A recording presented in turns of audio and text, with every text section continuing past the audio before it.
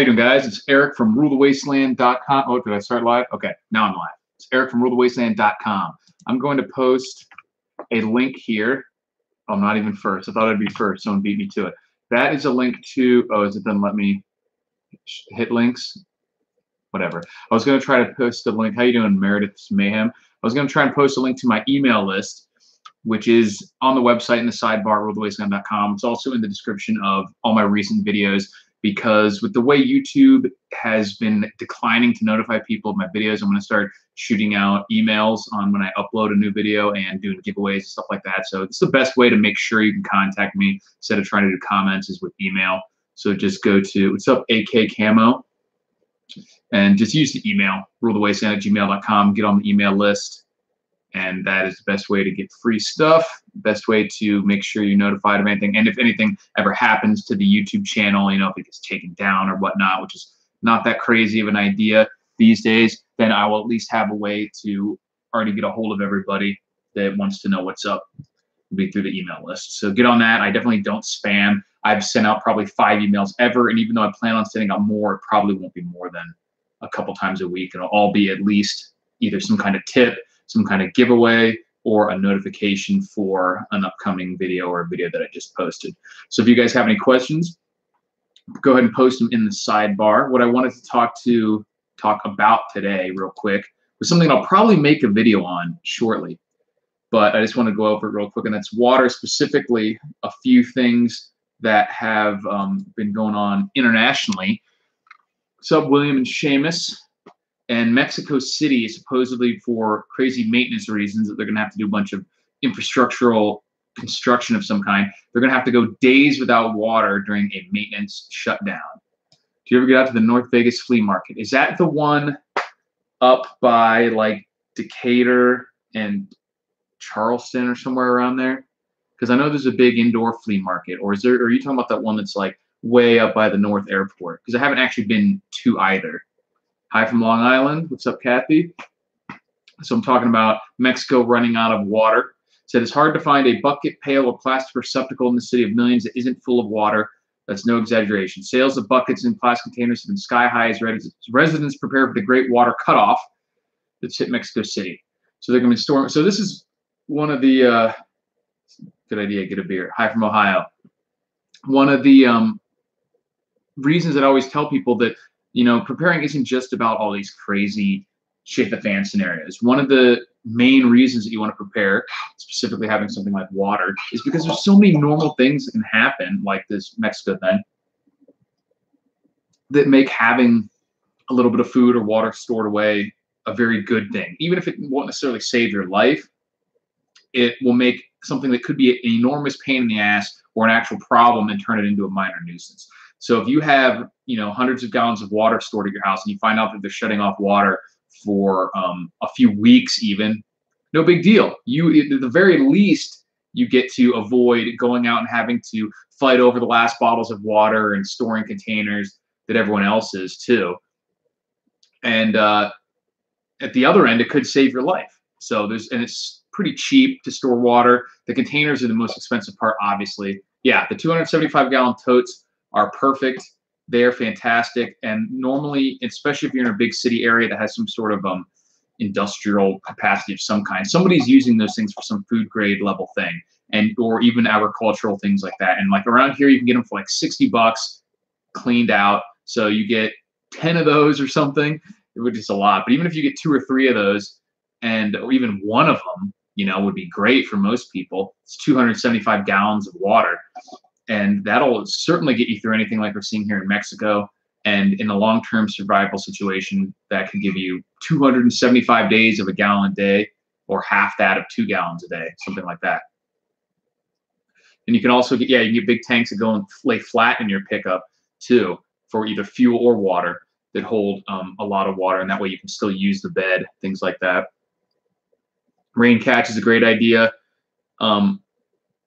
Yeah, filters are fantastic. You definitely need a filter, and I have the bleach sitting here because I was going to talk about that too.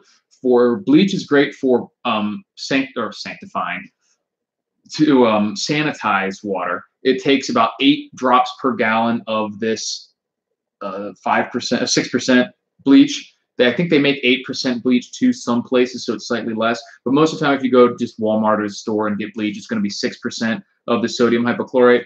Make sure you get the unscented, nothing else in it but the bleach, and it takes 8 drops per gallon. That's for water that you just want to purify right then and be able to drink it, a few minutes later. You want to let it, drop it in there, stir it around, let it sit for a while. You can pour it back and forth between 2 containers to sort of let the extra gas off, and then it would be ready to drink, that day. You can put this in water that you're about to store. It's not a bad idea, but it's not necessary because water that you're putting in is already chlorinated. It's coming out of the tap. It's already purified, and you're going to probably want to purify it, or at least, very least, filter it later when you get it out. If it's been a long time, yeah, gas only lasts for about 6 months or something like that. So you need to make sure you have a and it'll always help, but if it's older, it's going to be less effective. So it's always good to have a better or an alternative way of doing it too. But the bleach is so quick that having a little bit on hand is pretty easy, and it's incredibly cheap. I think this was $1.98, so it's not a bad idea to just every 6 months make sure you have one of these. Because I mean, if you think about it, this thing right here, a half a gallon, would purify a lot of water, 8 drops per gallon. And but you don't necessarily need to put it when you're storing water because go nice. You're going to filter it or boil it or whatever when you take it out, because if you purify it with bleach, you put it in your container, and then 3 years later you want to pull water out, certainly something could have happened to it. Bacteria could have got in, particulates could have got in. You still want to filter it, and you still want to purify it somehow. That's a better plan. So I don't necessarily think it's necessary to put bleach in before storing in cans like this or before storing in the big totes, especially if it's tap water. What you do want to do is cover outside containers so that light doesn't get in, because there can be algae growth, which not necessarily make it fatal or anything, but it can have bacterial, can have particles in the matter. I do watch The Walking Dead. I'm all caught up except for the most recent season, so no spoilers. I do like Las Vegas too. And I've watched all the way up to where the last season where they defeated Negan officially. And I haven't seen any. I tend to wait till the end of the season and then watch them all at once. I don't like having to wait a week. I moved to Vegas simply because I've always wanted to. It wasn't preparedness or job related. It's just because that's what I want to do. I've always liked the Southwest. So the reason I moved away from Florida was just personal desire. It didn't have anything to do with prepping or work necessarily. And that's one of the reasons I moved to Vegas, because I love playing poker and I love gambling. But that is certainly not the only reason or even the main reason. But I do enjoy being able to go down to the casinos and all that stuff. So best combat style. Thinking in terms of style is pointlessly restrictive. When you're talking about fighting, you want to use everything that works. If you, for some reason, had to choose a style, empirically speaking, Brazilian Jiu-Jitsu has proved itself as being super dominant when you're one-on-one against someone else of any other training, any other untrained or anything. It's just super effective. This doesn't necessarily mean it's the best in all scenarios, but if you just had to pick one for some reason, obviously being a well-rounded fighter with different types of techniques is going to be superior to that. But if you just had to pick one, Brazilian Jiu-Jitsu it has to be up there near the top. And something as simple as Western boxing or Muay Thai kickboxing would be probably number 2. Norm Macdonald plays poker. Lots of people play poker, man. There's definitely no hurricanes out here. There are some dust storms. Yeah, catch wrestling is basically Brazilian Jiu-Jitsu. It's the same thing. It's just submission wrestling. Any form of effective submission wrestling, catch wrestling, Brazilian Jiu-Jitsu, stuff like that. The BJJ has catch wrestling is really brutal and effective, and they've got some cool stuff. Brazilian Jiu-Jitsu kind of took the ability to fight off your back, which even in catch wrestling sort of has that mindset that if you're on your back, you're losing. And what they're really good at is fighting to get out of that position, which is necessary, but they don't have as many techniques for being effective from that position, which you see that mindset sort of goes both ways. Because sometimes Brazilian Jiu-Jitsu guys will be too just eager almost to get in the bottom position because they're so used to training there and attacking from there. But it is an inferior position. Even if you're super good, it's better to be in a dominant, physical position on top and back control, side control, something other than being up, especially if it's in a non-sport situation. Like if you're in a match there's a lot of the disadvantages of being on the bottom are taken away if you're in a strict jiu-jitsu match. But if you're in an actual fight, it's much worse to be on the bottom because you can't just decide to leave whenever you want. If someone else is there, it's going to be harder to fight off multiple people, things like that. So you want to be able to train to get up as soon as possible. Gun food. That's if you guys haven't seen the movie Equilibrium, they call it the gun kata, and he's doing all these karate moves with and that's a pretty badass movie if you guys haven't seen it. Sort of slipped under the radar. Everyone accused it of copying The Matrix, even though it has nothing to do with almost anything. It's just some of the fight scenes are reminiscent of The Matrix, but it's a really awesome movie if you guys haven't seen it. Which is the casino that's close to the swap meet? Is it yeah, that movie's awesome. Is it what movies or what casinos up there north? It's not Aliante, is it? That doesn't have $2 blackjack. Survivalist books. There's so many survivalist books. I'm planning on writing one probably of my own, simply because I think there's a few things that they don't do that well. But there's a lot out there that I haven't read either. So there might be some that have done an awesome job. But a lot of them are just the same, sort of going over the basics, why you want to prepare with a few examples, and not really kind of delving into exactly what your different options are, or books that are set up like, okay, you are a prepper, something's happened, which books you go to just have all the information you needed listing. Like, how many drops of bleach used per gallon? If it's 6%, if it's 8%, how long do you have to boil water? What is it? All that information just pure listed in a book. I did see Foxcatcher as an interesting, interesting movie. It was well made and everything, but it's about a weird dude. Let me see if I missed any comments here. So Las Vegas kicks ass. I do watch The Walking Dead. Sanctifying water, yeah, exactly. Amen. Rain catching, yeah, I didn't go over that. Obviously, out here, rain catching is not that viable of a solution simply because it doesn't rain very much. It's great to have that as an option, but it's not something that you can rely on for most of your water, even in a survival situation, because it just doesn't happen often enough. Poker Palace, close to off the I-15. Okay, I've never been out there. $2 blackjack. Do they only pay like a 6 to 5 though? Because I'd rather play $5 blackjack that pays 3 to 2 for blackjack than pays 6 to 5. What's up, SPQR Cincinnatus? Sorry I didn't get to notify you this time. I sort of thought right at the last minute that I was going to do this. One issue I see with some styles, if you're wearing gear, certain techniques become extremely difficult. I've been training with my gear on, and it's almost entirely different on versus off. Yeah, I've noticed that even having done the Brazilian Jiu-Jitsu, no-gi, submission wrestling.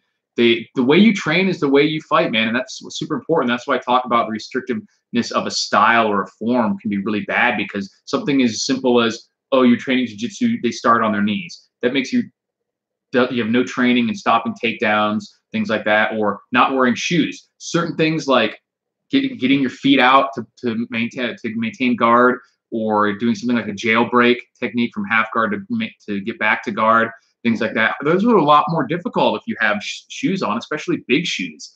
And they make it easier for people to grab your foot or do like heel hooks and things like that. Or maybe it'll mess up your heel hook if you're trying to do it and the shoe comes off. All sorts of stuff's different. So it's obviously not super feasible necessarily to train all the time in street gear, but it's something you should probably do occasionally, or at least take into consideration. Because maybe you're used to training with just a rash guard on, and now you're wearing like a collared shirt and someone do a gi choke on it or something like that, or vice versa. You're used to doing gi chokes and collar and collar ties and grip controls in the sleeves, and then you're getting a fight with someone at the beach trying to kick over your sandcastle, and there's nothing there, So it's just, you need to be prepared for all these different eventualities, and not just get locked into the mindset of the rule set, no one else being there, the guy not having any weapons, everything like that. I brought Surviving Coming Economic Apocalypse book like you told me to. Is that the Fairfile book? That's a good book. It's a very good book. Someone who's lived through an economic collapse.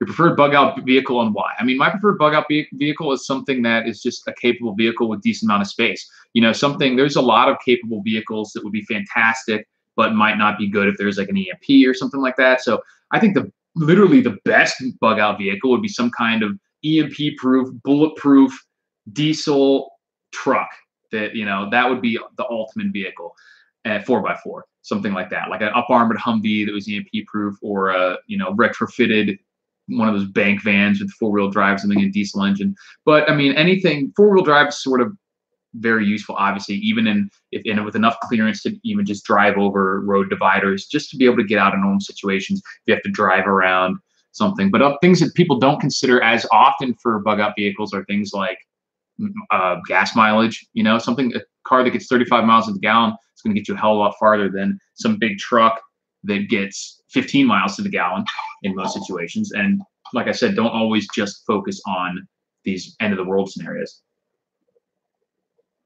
But my plan is to get some kind of older four-wheel drive truck, like probably pre-1985, pre-1980, if I can find them, like either a Blazer or a Bronco. Just strip it down. I want an automatic transmission because there are some advantages to a manual transmission. But when it's already a super simplified vehicle like that, you don't have to worry about electronics. I think the ability to have both your hands free, or at least that one hand free, if you needed to shoot out or hold something or do something else, is probably better than the few advantages that you get from having a manual transmission, like being able to clutch start it and whatever in various situations. Where's the rifle from the thumbnail? Right here, sir. This is a very cheap AR-15 that I got to test it out. I think it's a Delton AR-15, and I think that I got this thing for like $550, and I was, dubious. I've had no issues with this thing, and I've been shooting both brass and steel cased ammo in it. Not a lot of rounds, but it seems to be performing very well. So I've got some pumpkins I'm going to shoot, little pumpkins. Do an after Halloween special in the next couple days. Go out there to the range to the Wasteland and blast some pumpkins. Savat is good with shoes.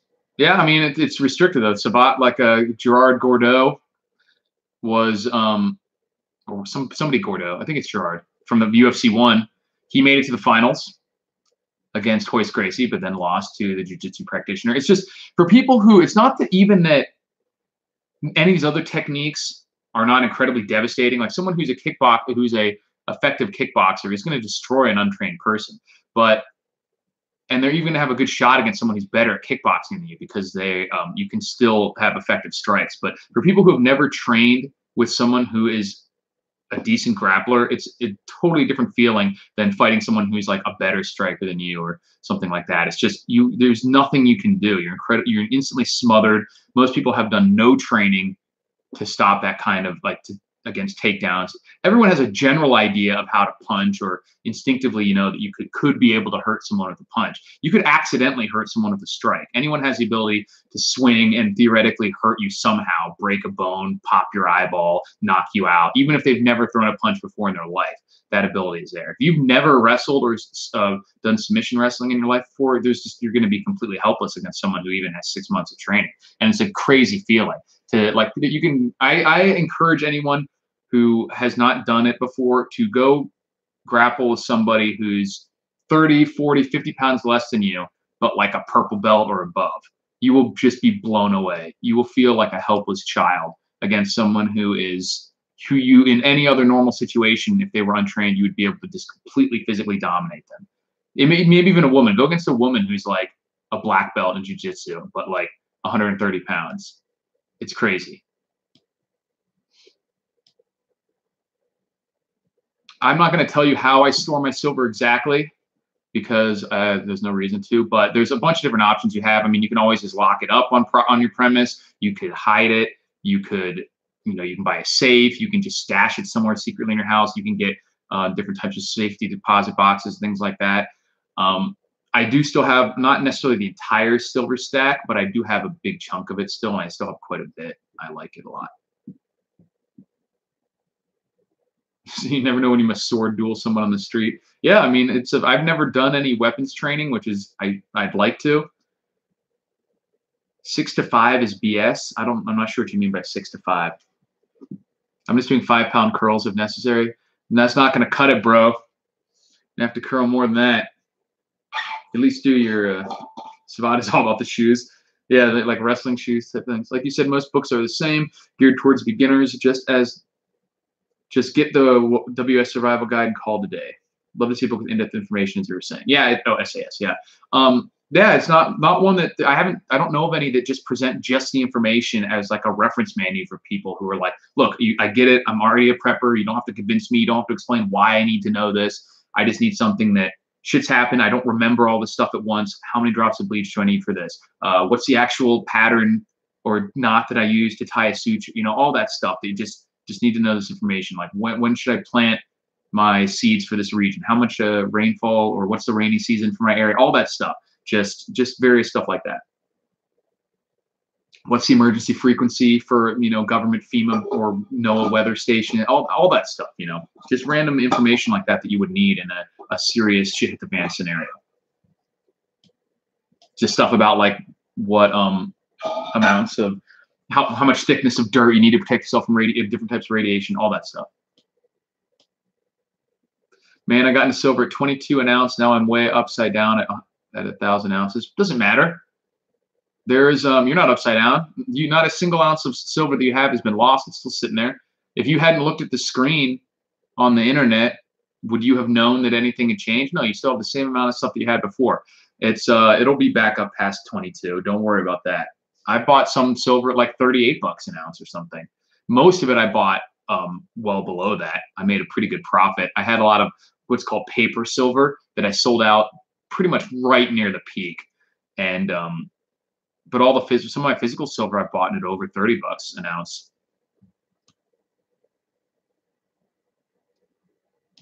One-time use made in China. What, my AR?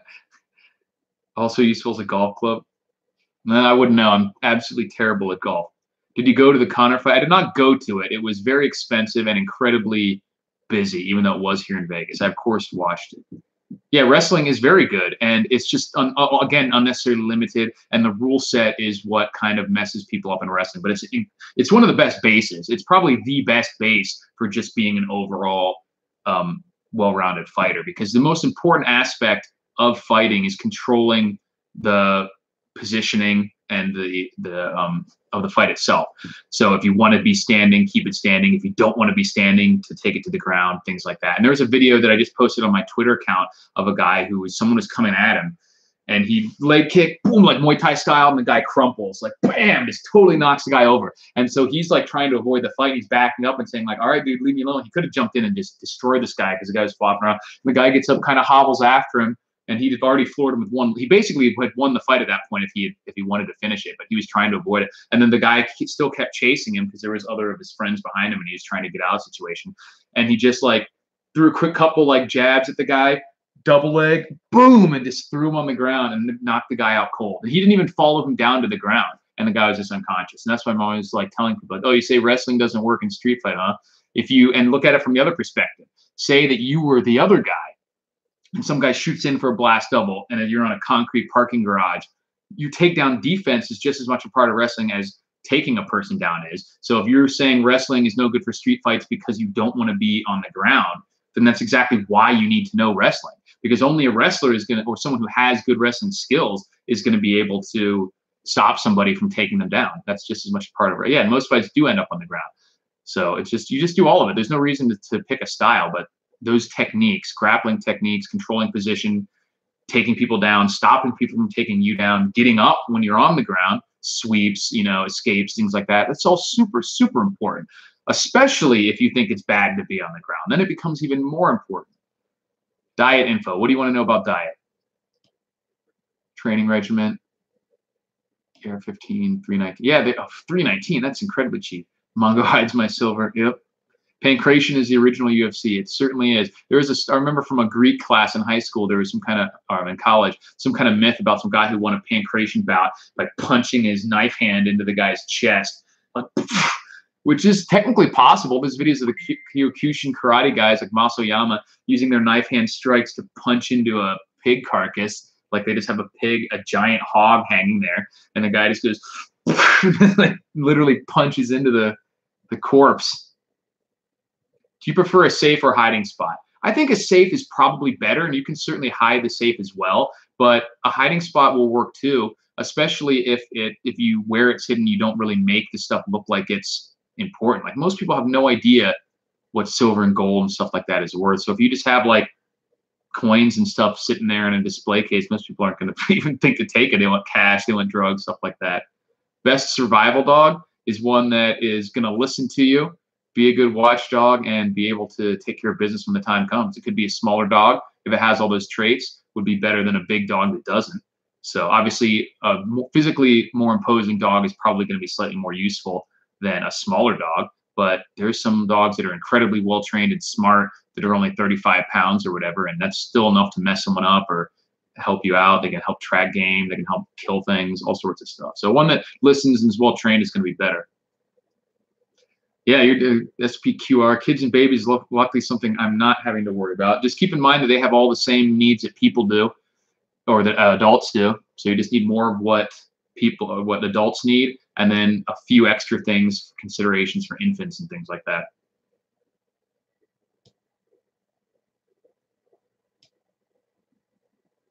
The Chevrolet, where is all the info? Is this a book? Are you talking about like all the stuff I was talking about, like the crop circles? I'm thinking about making a book like that because I don't know of any that have all that information. That's when to plant. Yeah, that's why I'm thinking of making such a book, because I haven't been able to. I don't know of any that is that simple, just data for prepping at like once something has happened, a reference manual you can just reach to. You know, something maybe with laminated pages, so it doesn't matter if it gets wet, stuff like that. I think Half-Life 3 will ever come out. I'm not a gamer, so I would have guessed that there was already a Half-Life 3. It seems like Half-Life has been around forever, so I have no idea.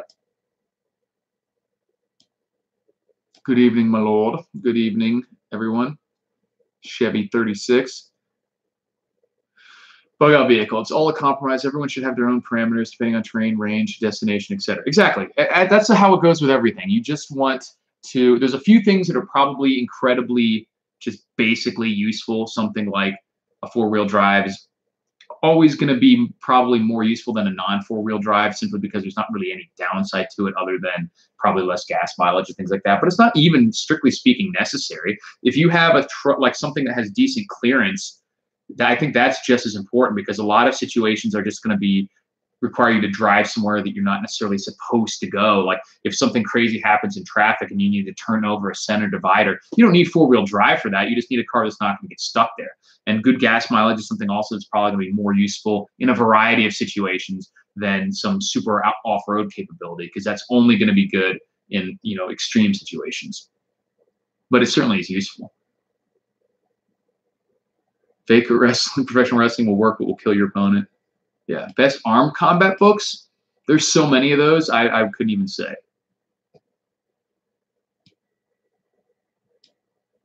Yeah, bark discipline is important. You don't want a dog that's just going to bark at everything, because not only does their bark become basically useless as a warning sign then, or as an alarm, it also will, you know, alert people to your presence in a serious situation. Because if you have a dog that just literally barks at everything from a blowing leaf to an armed burglar, then every time you hear him bark, you're just going to go, ugh, and not be like, ooh, what was that? Because you can't do it every time they bark. They're barking constantly. Pile driver will kill someone, and I've seen a YouTube video of someone do it. He didn't get up. Also learning to take falls, drop kicks. Yeah, I mean, if you use some of these judo throws like Uchimata or something like that, or just a straight takedown or suplexes and stuff like that, that can certainly be fatal. And if not fatal, at the very least, you are going to be in a world of hurt if you're not in a mat or a ring. And I've seen plenty of videos where people are knocked out cold from simple takedowns on a concrete and stuff like that, which is why you want to have good wrestling, because you want to be able to do that if you need to, and you want to be able to stop it from being done to you. Hi from Mississippi. What's up, DD Prepper? I saw you on, I finally made it to one of another Overtax Taxpayers live streams on the last one. I saw you show up there as well. BOV. Dirt bikes are great for BOVs if you have a short distance to go and don't need to carry a lot of gear. They would be great for going, you know, making sure you could find a path to get to a bug out location you'd already have ahead of time that's, you know, not that far away. They have limited range just because of the size of their gas tanks, and they certainly have limited ability to carry stuff. But if there's a lot of people who maybe live in a more urban area and already have a physical, you know, like a retreat that's maybe an hour away, a dirt bike is perfect for that, because you aren't storing stuff. All you're really focused on is getting to where your location is. And you could weave through traffic. You don't have to go on the road if you've got like a dual sport or something. I would recommend a dual sport over a pure dirt bike, simply because like I've always said, you can't count on there being without rule of law. You might need to go somewhere and you still have a street legal bike or something that's useful on the street, but also can handle off-road. So something like an adventure bike or a dual sport is probably a slightly better choice than a pure dirt bike. But if you can get something really cheap, that would be good too. What's up, Walter? Maybe Recon, about 100-mile at best for a dirt bike. Is that what you're talking about? Yeah, I mean, it depends on the size of the gas tanks. I mean, most of them will have like a peanut-style tank of 1.5 gallons or something like that. And even my Harley my 1200 only had a 2-gallon tank or something like that. And, you know, at 40 miles a gallon or 45 miles a gallon, something like that, it's still decent, but it's hard to carry more gas. And a little dirt bike would probably get even more better gas mileage than that. If I had a chance to raid a gas station and shit hit the fan, what would I take? If I had a vehicle with me, it depends on if I had my water squared away, then I would just focus on things like rice and nutritionally dense foods, canned goods and rice, and some of the first aid supplies. And if I really could get past that, like there's nobody else there, then maybe I would move into like the liquors and some of the snack foods and candy and other things that are not necessarily good for you, but still have a lot of calories packed in this small space. If I didn't have any water would be the first thing I would take. And then obviously I would get as much gas as I could if that was possible too. Small SUV with essentials, pulling non-essentials and game carts and golf trails, the rest on deck of the trip. Yeah, exactly. I mean, I think one of the things to do, jerky is pretty good, especially because I can't afford it in real life. So jerky and dense things like nuts and the Slim Jims and stuff, all that stuff has a lot of calories for the size that it is. Pre-positioning caches is good if you have to go pretty far. Yeah, just the stage your stuff, for bugging out. That's the best thing I can recommend. I'm going to do a video on bugging out soon, but knowing when it comes time, like what's got to go first and having it ranked. So if you just start loading up in order of what you have already listed, and then if that time runs out and you got to go, then you leave then, and you at least know you've started with the most important stuff and moved on past that. And that way also, no matter what your constraint is, maybe your main vehicle is broken and you have to go with just what you can carry or what you can fit in a smaller car, you still just start from what you have listed at the beginning, get it with the most important stuff, and then when you either run out of space or time, then that's what you got. What are you doing for water storage in Vegas? I have these here, which are 5 gallons each. Outside, which I'm going to make a video on soon, I just recently got 5 55-gallon food-grade water barrels. So that's my main water storage. And then I also have quite a few 2 liters that my girlfriend drinks, like the seltzer water stuff, which is basically, it's just water with seltzer and some kind of art or natural flavoring in it. So we end up with a lot of these 2 liters. And so this is just a backup water source. It's better to get things like this simply because for the amount of space that they take up, that there's more water in those and they're more sturdy. But these are great if you need to, maybe travel with it or something like that, or just as a backup. So I've got about like 25 gallons in these random 2 liters. And it also having a few different containers is good, because if something happened, like one bullet or stray bullet could punch a hole in like 3 or 4 of those containers out there, or if one gets contaminated. So having multiple staged areas is going to be better. Bread, I don't eat a lot of bread. Bye, Virginia. Thanks for stopping by. Gas station sushi. Dude, I had sushi once at basically what was a gas station. We were at Yellowstone National Park, and they had, it's like a little store. It's not just a gas station. It's more than that. But they had kind of crappy food. So we're like, at least this seems like something, it's not going to be a big grease bomb and make us have to hit the toilet. But that stuff was horrible. We couldn't even eat it. It was like an old, mushy, gross. Ding dongs. You like Berkey filters? Yeah, I have one. Oh, he's hiding up there. But I have a Berkey filter up there. They're not necessarily the best, but they're easy to use, and they seem to be pretty good. I have it saved for just after, as another method. This is a good method for not filtering. You can physically filter water first, but the sun oven, you can pasteurize water, because what people don't actually know most of the time is that you don't necessarily have to boil water to kill everything in it. You just have to keep it above, I believe, 180 degrees for like 10 minutes to effectively pasteurize it. And the sun oven can definitely get that. The sun oven hits 300, 350 degrees pretty easily. And it comes with a little, if you get the kit, which if you check the link in my recent videos, about Sun Oven. There's a coupon code for the kit. It comes with this little wax plug that the wax melts at those temperatures. Once the wax has been kept in the right range for a few minutes, it melts and then drips into the bottom, and you know that the water has been pasteurized in there. And then you can reuse it, just turn it over, and it'll drip the other way. So you can use it over and over and over again, and you can pasteurize water super easily with the Sun Oven and not use any fuel, not do anything. So not use any chemicals. It's a fantastic, I think it's one of the main reasons everyone should get the Sun Oven, is for the ability to purify or pasteurize water like that. It's fantastic. All you would want to do then is pour it through some kind of physical filter first, which could be anything from charcoal, sand, cloth, coffee filters, just to get out the big particles, because you don't want to be chugging on it, sandy water, mud and stuff like that. But even if the water was dirty, as long as it's sanitized, it will be safe. It might just make your mouth all gritty. I missed a few comments here. All right. If you have friends in the food service, ask for pickle buckets. Yeah, pickle buckets. I know you can buy those at Firehouse Subs for $2. The pickle smell is really strong in there. I honestly just recommend going to Lowe's. I think their food grade buckets are only $1 or $2 more. But buckets are kind of a hard way to carry water. They're not super. They waste a lot of space because they're round. So that when they're stacked like this, there's a lot of space in between. If you had square buckets, it takes a lot of space. I honestly recommend the blue food grade water barrels. I got these for the ones I have 5 of them now. I got them for $40 each. $40 for 55 gallons. You can park it in the corner of your garage, 2 or 3 of those, 4 of them.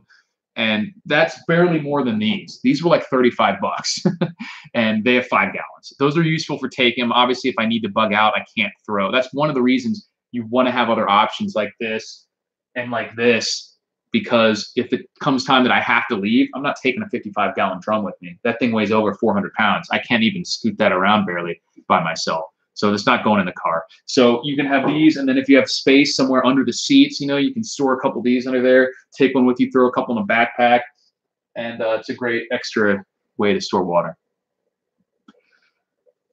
7-Eleven turkey rolls. Chevrolet on Zombieland, yeah. Have you thought about waste removal and shit at the fan? Yeah, that's a big, I've made a video on it way back in the day. I'll probably do it again. I recommend getting something like a luggable loo portable toilet, because if you're especially if you're on sewer, you're not necessarily going to be able to continue to use it. It might back up. It might not, anything could happen. If you're on a septic tank on your own property, you still should be able to use that, but I also recommend having some sort of backup. Out here, it's so dry that you could just find somewhere a little ways away from your house and start basically a compost pile, and it shouldn't be too big of an issue. You're not going to have to worry about it attracting too much flies or anything like that. You just cover it with sand. The stuff will dry out in a couple of days, and then just make sure it's not near anything.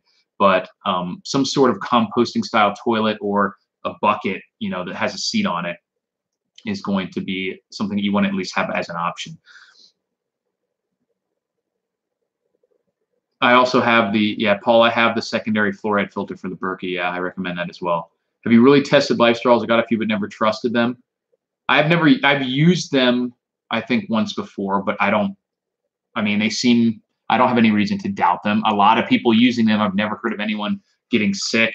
So I don't have any reason not to trust them, let's just put it that way. And they're a good, I would just go with something like a Catadine though, or something else, simply because I like the ability to put the water into something else. Life Straw is small and cheap, but you sort of only have the ability to drink from the source directly, which if you wanted to travel with water, like say you had this and you go up to a stream, you either just drink from the stream and get as much as you can, or you have to put the potentially contaminated water in your container, which would mean that then anything else in there you have to treat as potentially contaminated. Whereas if you had something like a Catadine or one of those pump filters, you put the clean water into your container and then leave with it. So that's a better option. They are more expensive. I recommend having a Life Straw backup, at least in your bug out bag or car kit or something like that, just because they're so cheap. They're only like $15, and I do think that they work. I have no reason not to trust them, but I wouldn't make it my primary method.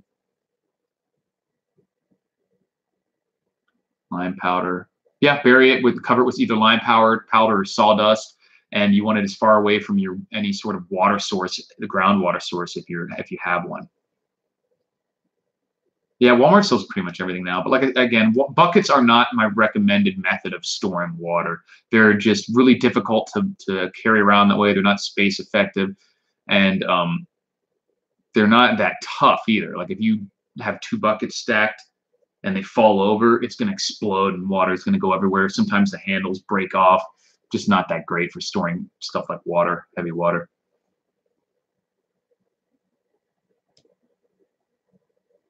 All right, so how long do you store your water before you have to change it?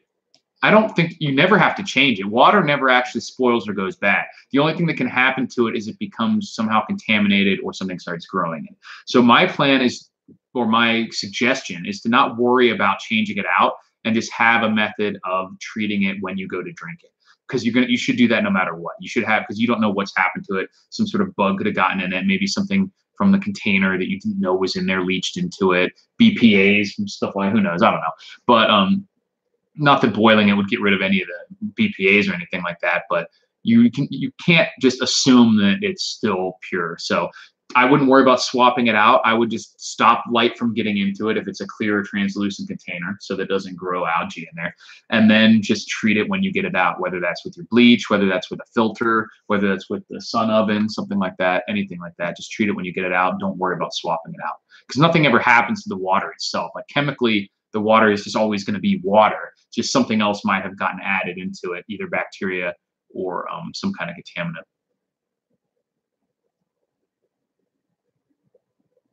I mean, a life straw isn't any more. So you said it seems too simple to actually work, Walter. It's not any more simple than any other filter. It's just smaller, and you're pulling it through manually with suction as opposed to gravity like a Berkey or a pushing it through like a pump or something like that. It's just a medium. The filters all work the same way. They're either some kind of chemical that kills the bad stuff like the bleach, or they're a medium of some kind of substrate that which the water can pass through and the bad stuff can't.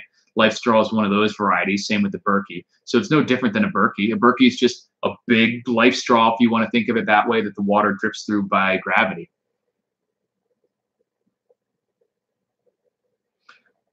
Makes a water bottle. More sun oven vids. Oh yeah, there'll be more for sure. I actually going to merge coming up here pretty soon the sun oven with the testing the legacy foods, because some of these meals, which are I might as well test how I would be making them in this advanced scenario. So I have stuff like this stroganoff and stuff like that. Some of these dishes which I will cook or at least heat the water in the sun oven and use that.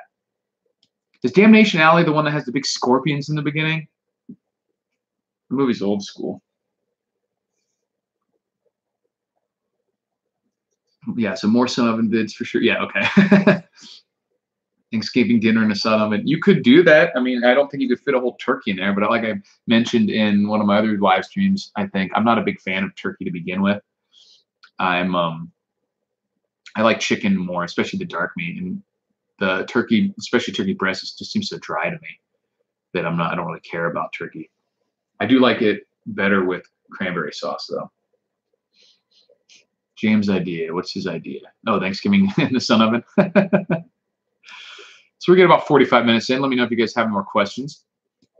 I'm going to, a couple videos I have coming up is I just watched a movie called The Divide about nuclear attack in, I think, New York City.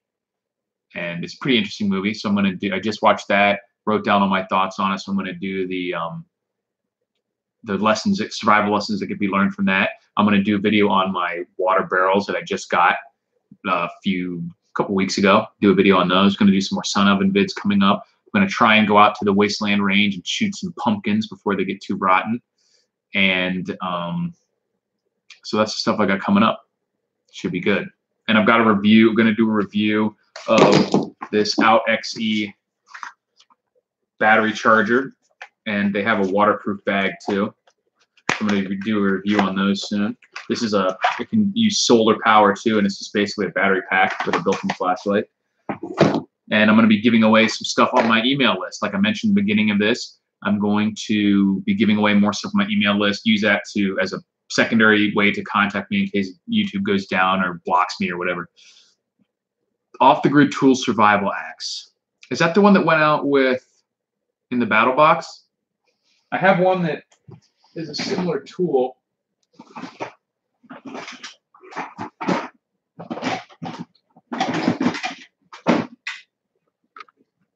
This one. I got this in a battle box. Is this the one, right? Off-grid tools. It does seem pretty useful. I have it for, I've actually used this for, I went camping. It seems like a better for a car kit or something like that than a camping axe, because it's not that sharp, but it has other things like these. It's like more of like a breaching tool to me. This, I like that it has the saw in it built into the handle here, but it seemed like it kind of rattles around a little bit, like when it's in there. And it potentially could get dirt and stuff clogged up in there. And it does have a glass breaker on there and a seatbelt cutter, which I mentioned this on the video I did for the entrenching the multi-tool shovel. That, look at this thing. Do you think I'm gonna have, and look how thick this is, how thick that right there. And it's basically, I mean, that's a hammer. It's got a hammer on the back, which was useful for hammering in tent stakes. But do you really think I need this thing to break a window with this? I mean, it can't hurt, I guess, but if you can't figure out how to break a window with this, there's something wrong. But it's got, you know, different sizes of nut drivers in there, a nail puller, basically a wrench type thing, nail puller here, bottle opener, hammer, pry bar, saw, seatbelt cutter. So it seems like a pretty useful tool. I think this is, I don't like the way that this is integrated. It just seems too loose in there. It makes noise and sometimes is like kind of slid out accidentally. But that's the only real downside. That it probably needs to be a little bit sharper, but as a blunt, kind of more of a breaching tool than a real hatchet. So I don't really recommend it for camping because it's too heavy and doesn't function that well, strictly speaking, as a hatchet. But as a car kit tool overall, I think it's a lot better idea for that. Certainly could use it for self-defense if you needed to. But I like it. I don't know how much those cost, whether it's worth it or not, because it came with the battle box, but it is useful and it seems solid at least. At the very least, it is a nice big chunk of metal with various different bottle openers, wrenches, pry bar. So a lot of stuff you could do with that for sure. Recommended balance of food storage between instant meals and bulk storage of rice, beans, wheat, etc. That comes down to personal preference. For many years, bulk storage was basically all I had. I had a shitload of rice, shitload of beans, a little bit of grits, oats, dehydrated milk, and then a lot of eggs, dehydrated eggs. And then I tried to store some chicken and spam in cans and some vegetables in cans, but that was it. I think for ease, long-term storage foods like the freeze-dried dehydrated, like the legacy foods, you can go all that. That's certainly, it's just more expensive. That would be my, if I, was a millionaire, I wouldn't bother bulk storing anything because you could just buy the stuff pre-stored, have a better menu, things like that. The bulk storage is just simply cheaper, and it's per dollar, rice and beans are the most calories, and the freeze-dried and pouches and cans and all that stuff's more expensive.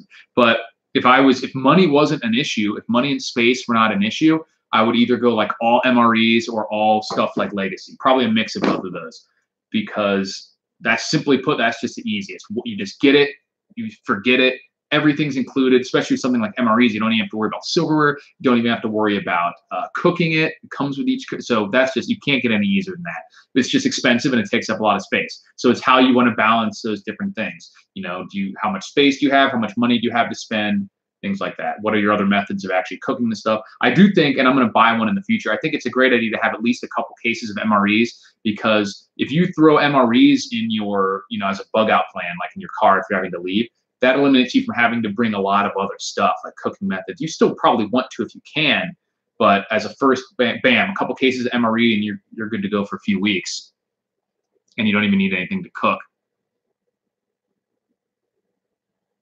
The window piercer does it with the light taps. You don't have to swing and ring. Yeah, I understand that. It is easier like these, something like this. You just go like, tsh, but you don't need much of a tap to get through a window with that either, or just with the blade, because it'll focus the force pretty well on just the front of the blade there too.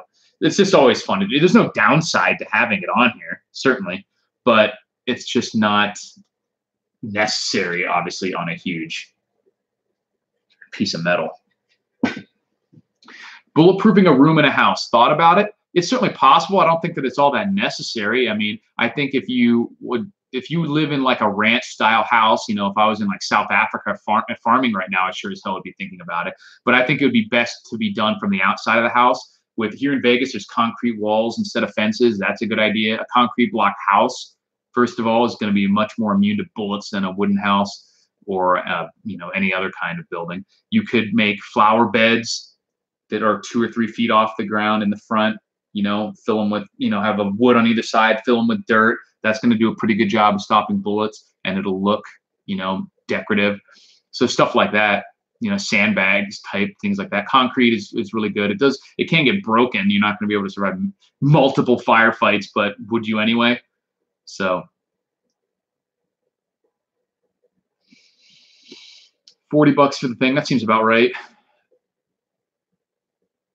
Angry. What did Angry say about poker chips and strippers? Caught my attention. Lots of that around here. Lake Mead drying up. Yeah, exactly. That's happening right now.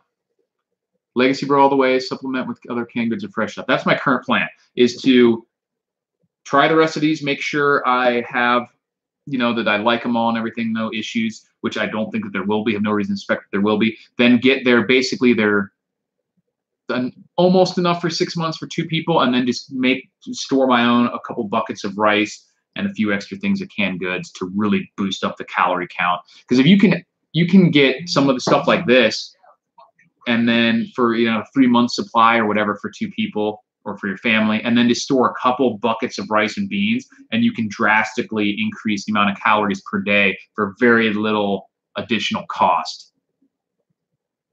But not just be constantly eating just rice and beans. Something like a stew or whatever, or any of these dishes, you could add a little rice or beans to it, and it'll be fantastic. And one of the things I really like about the Sun Oven is you can cook multiple things in there at once. You know, different containers, stuff like that. So, body armor recommendations: best bang for your buck, no pun intended. Let me show you.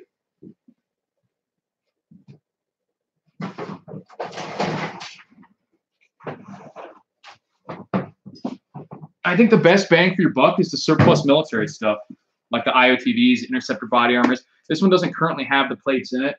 I have one with plates, and you can either get the additional one, the cross protector, stuff like that. There's a lot of them out there for a couple $100, and that's what I would recommend bang for buck.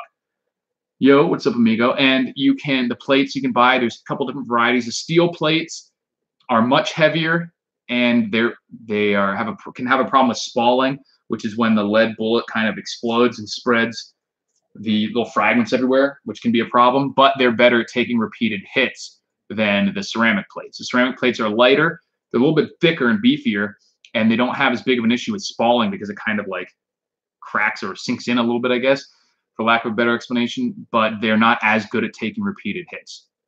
So you kind of have a toss-up. I would recommend the ceramic ones just because they're a lot lighter and the spalling could be an issue.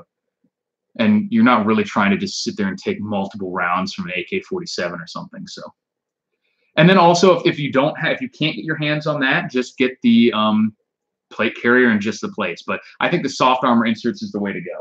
Then on the other end of the spectrum, it's pretty cheap for a couple $100. You can get a basic concealable one like this. If I had this on right now, you might notice I was looking a little bit puffy, but it's they're very concealable, and you can use that in a situation where you don't want to look like you're all geared out, but you think you might be in a little more danger, or just normal high crime type situations. If you're selling something expensive on Craigslist, you know, whatever. How are sandbags expensive? Sandbags aren't expensive. I don't know what if you were talking to me or somebody else. Oh, sandbags are expensive. Well, it depends, because a sandbag is not expensive, but you'll probably need dozens, if not hundreds of them to make a significant wall or something like that. So it could get expensive overall, but a sandbag is cheap. You know, I think they're like 40 cents or whatever, maybe even cheaper than that. Yeah, a sandbag might be $1 if you're not buying hundreds of them or something. I think you can get them for like 40 cents or whatever, but I would recommend more sort of just like constructing some kind of wall, either out of concrete blocks and then or just boards, having dirt in it and making it look decorative in some way if you can. Do you store spices? Not a lot, and that's one of the advantages of buying prepared meals like this. But I do keep some hot sauce. I keep salt and pepper, and it's just little. But I don't stock spices. We have spices, but I don't stockpile them per se. Recommend storing fish antibiotics and other over-the-counter. Yeah, I mean, I'm not going to tell you to go use animal antibiotics, but that is something that people do. It's a lot cheaper that way. It's basically the same stuff like amoxicillin and things like that. You just have to make sure that you're not allergic to it. Some people are allergic to different types of, either penicillin or amoxicillin or stuff like that. So you should probably get tested for those things and know how to use them. A lot of the kind of drug-resistant bacteria, the antibiotic-resistant staph and stuff like that, MRSAs, whatever, are a result of people improperly using antibiotics or using them just everywhere. And one of the things that especially happen in other countries where you can just go buy antibiotics, you don't have to get a prescription, is that people will start taking them, and as soon as they start to feel better, they will just stop because they either don't want to buy more or they don't think they need to keep taking it. And what that does is it may have gotten rid of the issue, but it kills a lot of the bacteria that's in them, but not all of them. And then the ones that are left are by, a process of elimination, the ones that are most resistant to the antibiotics, but they didn't use the entire course, so it didn't kill them all. It just kind of like wiped out the weaker ones and left the stronger ones. And then when that happens again, now you've created this culture or this basically subgroup of this bacteria that is the most resistant. So it's like selective breeding for antibiotic resistant bacteria. So I don't have any personal info on fish amoxicillin, but I know people use it. I know it's a lot cheaper to get it for those reasons, and it's a lot easier than I think it's probably illegal to use it for human. So keep that in mind. Obviously, if you're talking about a shit hit the fan scenario, that wouldn't really come into play. Food court in Costco is a great pizza by the slice. It's good to go. Let's talk about charity in WROL. That comes down to your personal situation, your personal just ethical, moral code and whatnot. I have no problem doing something, helping other people, but resource allocation is a zero-sum game. If you're giving something to someone else, that is something that you cannot give to yourself or to your family. So for me, my family, myself, my friends, that's priority number one. If I'm in a situation where I think I can help someone without putting myself in danger or putting my family in danger, then sure, I do it, but it's not a huge part of my plan to specifically set aside things to help other people simply because I don't have the resources for that. If I don't consider myself as prepped as I would want to be, period. So I'm not going to plan to give away that stuff unless it's absolutely necessary. I've used the fish mox and it worked great. Pills are the same markings as for human consumption, just remarketed. Okay, good to know. How's the reefer there? I wouldn't know, but I've heard it's pretty good. It's legal. But I have a buddy who just came up here and he bought one at the place, and man, that stuff was whoo. I didn't use it, but I mean, I was just like smelling it, and I was like, man, get that out of here. And we were outside, it's like, that is some strong smelling stuff. What are winter temps at my location? Right now, they're pretty mild during the day. It does get down into just above freezing. It can in the winter. In fact, last year, there was a snow flurry when I was at Walmart. And so it gets cold, but not literally freezing, really. Maybe at night, but, 40s, stuff like that. But it doesn't last long. He bought one reefer. Yeah. He injected one marijuana. Yeah, one injection of marijuana, please. Exactly.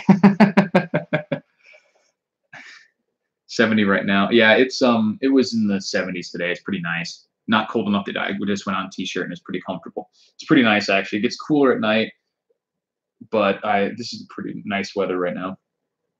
I like it. Currently 67. Oh yeah, you're Rock, Nevada. Welcome. It's not that cold here, but it'll get cooler. I have to go to up north, Minnesota area. Do I have pit stains? That's not a stain. That's just sweat. This shirt's fairly tight. Got to show them gains. Actually, I just got this shirt a while ago. Pit stains. Yep, it happens, man. Escape from New York is a good movie. I love that movie. I don't care what anyone says. I love Escape from LA too. That has one of the best endings. Hi in Henderson. You're only about 15, 20 minutes away from me. Kids in WROL? No, please. Escape from LA. That I love the ending. That's one of the best endings in all movies.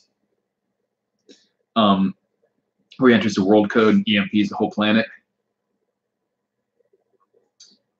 It's fantastic. Northwest Las Vegas. I'm in Southwest region. If you could have a cat the size of a Rottweiler, would you? That'd be pretty amazing, but they could seriously fuck you up. It'd be like a puma, basically. I've been scratched up enough and by disgruntled cats that I don't think I'd want to mess with a cat.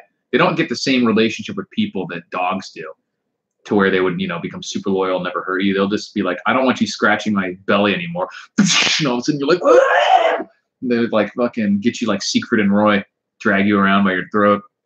So no, I wouldn't, but it would be hilarious. It would kill you, yeah. They're running out of popcorn and champagne in the stores for Tuesday night. I can't wait to troll people, man. All I'm going to say is like all these like freakazoids who've been telling everyone to vote, I'm going to be like, well, guess what, loser? Guess what, you nerds? I am voting. It sucks to be you. Joke's on you because I did vote. You look like Beastmaster. Yeah, it could be a Beastmaster. What about a cat-sized Rottweiler? That would be terrible too. What's the point of having a Rottweiler if he's cat-sized? What are your thoughts on pit bulls, deadly or bad owners? Have you seen my dog? Can I load? I don't think I can load pictures on here, but my dog is a pit bull whose head is about this big. And it's funny because just like with everything, people on both sides of that conversation are mostly driven by their feelings and their emotions. They can be deadly. They are responsible for more deaths than any other type of dog, but it's all relative too. The amount of dog deaths in the country, I think bad owners exacerbates that greatly. I think that group of dogs that have killed people, I think if they were all with good owners, there would be less deaths and attacks, but there wouldn't be zero. It's not 100% attributable to bad owners. Every breed of dog is responsible for some attacks, and pit bulls just happen to be one that when they attack, they're incredibly dangerous and incredibly powerful because they were bred for, fighting, basically. And so they're very effective at injuring things, and they have a pretty developed kind of like prey drive too, compared to some other dogs. Just like some hound dogs and stuff are really developed for herding, others are developed for tracking. They're developed for attacking other things, and they're good at it. But they can also, they're just dogs still. So what I always say is like I said, it's an issue of relativity. If you took pit bulls and disappeared them somehow, snapped your finger, Thanos them away, then there would still be another breed of dog that was at the top, whether it was Rottweilers or Dobermans or German Shepherds, whatever. Would that not be a problem anymore simply because it's less than what there was before? Or, compare it to the number of kids that die in pools or more people die from horses than die from all types of dogs. No one thinks that you shouldn't mess with horses. It just scares people because they're afraid that like they could just be out and about and a pit bull is going to run up and maul them to death.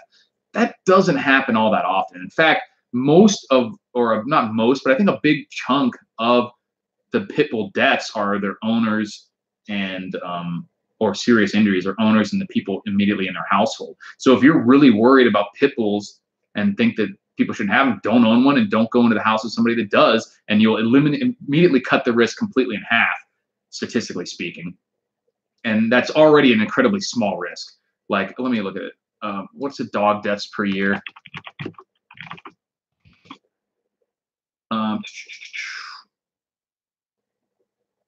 many people are killed by dogs each year? I think they only have data for like the past 10 years or something.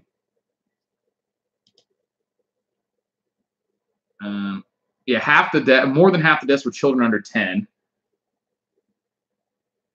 22% involved an unrestrained dog off the owner's property. And 59% involved an unrestrained dog on the owner's property. So not just pit bulls, but 60% of dog deaths were on the owner's property. So if you really are worried about pit bulls, don't go where there are any, and you will immediately eliminate most of your risk. So pit bulls were 24 deaths and Rottweilers were 16 deaths, and this was over a 6-year period. So we have like, okay. Yeah, so it's not that much of a risk when you consider all the other things that people are dying from. So it's a real risk, but it's something that you can easily mitigate if you're actually scared of it. And I think that people, bad owners, so to speak, are a big problem. But more importantly than bad owners are failing to control your dog or failing to recognize that a pit bull is a dangerous animal. Just like any big dog is a dangerous animal. And letting kids run up and grab your dog's face, or if you're a parent, letting your kids run up and grab a dog's face or pull its tail, or just let your dog run around in a large party. You know, if people coming in, they've never met before and you don't know how they react to other people or dogs. Most of it's more so owner negligence and stupidity than it is that they're really bad people who are whipping it or something all the time. It's just they just don't know how dogs really work. They don't know how to see the signs of a dog that's agitated, things like that. So that's the main problem. But I love pit bulls. I have a giant pit bull. He weighs like 85 pounds. I've had 29 pit bulls and for hog dogs, and one female that was bad and went after kids. She was put down. Yeah, I mean, it is going to be true that some dogs are not going to like this. It's actually not that uncommon for dogs to not like kids. The problem is when a little Cocker Spaniel doesn't like kids, it's not really that big of a problem. When a muscly 65-pound pit bull doesn't like kids, that can be a problem, and you have to be able to recognize that. Golden Retrievers have the most human bites on record.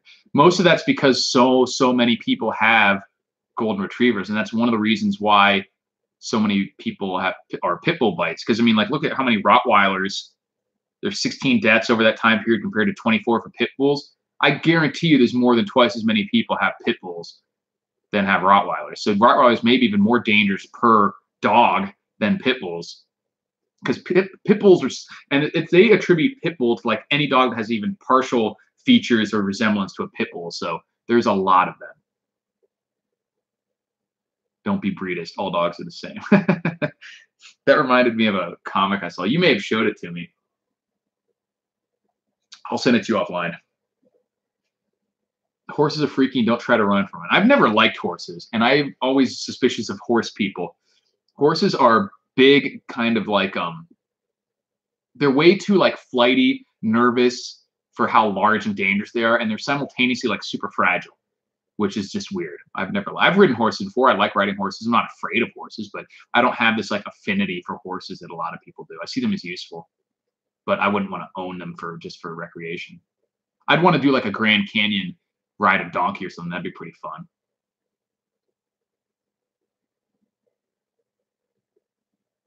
Argentinian Mastiff. I like big Mastiffs and stuff. Yeah, be suspicious of horsewomen. Exactly. They're crazy. I love big dogs. I don't like the drooly, like they're drooly, like a Dog de Bordeaux or those big, like Saint Bernard, or really drooly dogs. But I do like the big Mastiffs. I like the way they look still. I just wouldn't want one that was drooling everywhere. I like the Cana de Presario or whatever they're called, and Argentinian Mastiff or something like that, or the Argentinian Pit Bull, stuff like that. I like all those big dogs. I like Rottweilers, stuff like that. Yeah, exactly. So getting on the hour mark. Anyone else have any quick questions you want to go over or topics?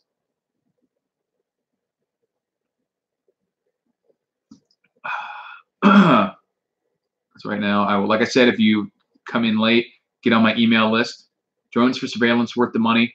Depends. You can get them pretty cheap now. I don't think they're really a good option for surveillance yet, simply because, I mean, if you wanted to do like scouting maybe, but like just ongoing surveillance, you have to control it.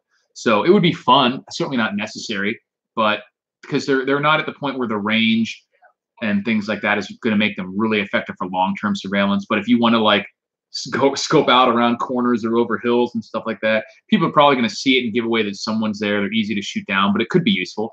I wouldn't worry about trying to make it a huge priority, but it could be for sure useful, as long as there's not an EMP or anything like that that fries your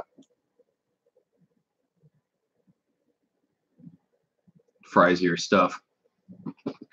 All right, guys, I got some Craigslist stuff I got to finish selling, I think. So unless you have one or two more questions, I'm going to shut this down. 2-month-old beagle. Tethered. Night vision goggles are great, expensive, and but they could really increase your ability to reach out and touch someone at night. I think it'd be a great option for If you had to somehow go up against a larger force single-handedly or with a few people, doing it at night when you could see and they couldn't could go a long way. All right, guys, if you have any more questions, save them for the next time. And I will talk to you guys later. Thanks for watching. Check out rulthewasteland.com. Why not combat arms? Because I'm a dirty pogue.